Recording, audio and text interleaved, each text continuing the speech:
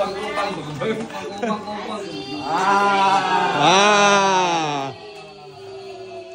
ajar dari sini. Acik dia gambar Acik dengan saya cuci. Acik simpan buat kenangan. Aku bingung. Pegang dia. Aku ambil gambar. Wacik pegang dengan Acik.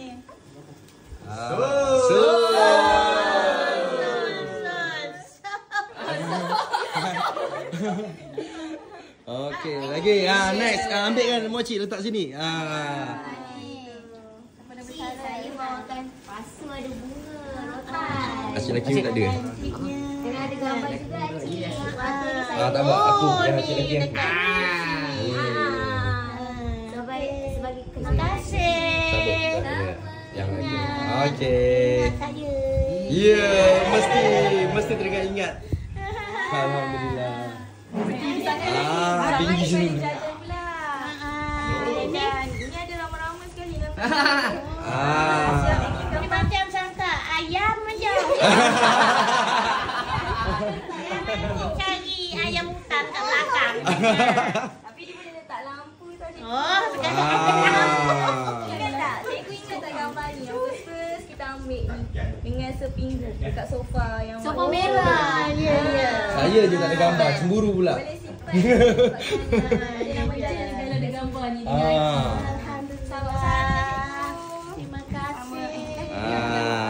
Saya cikgu ni. Saya lain sikit diorang. Patutlah kau bagi buah. Patutlah je. Bukan emas ke tu? Tajuk kot. Ada buah nasi tu. Bisa emas bawa belayar. Kat Kat atas meja. Sekejap, sambungkan terus. Terima kasih. Gambar dia. Ya, tu nampak. Ada tu. Ada juga. Ya.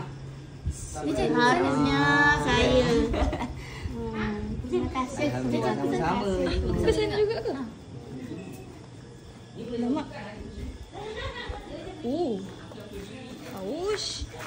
Ada ini lagi. untuk acik lelaki pula.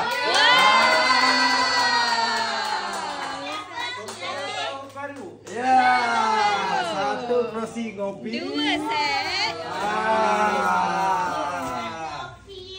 Ini dari saya untuk acik pula lagi dengan acik. Terima kasih.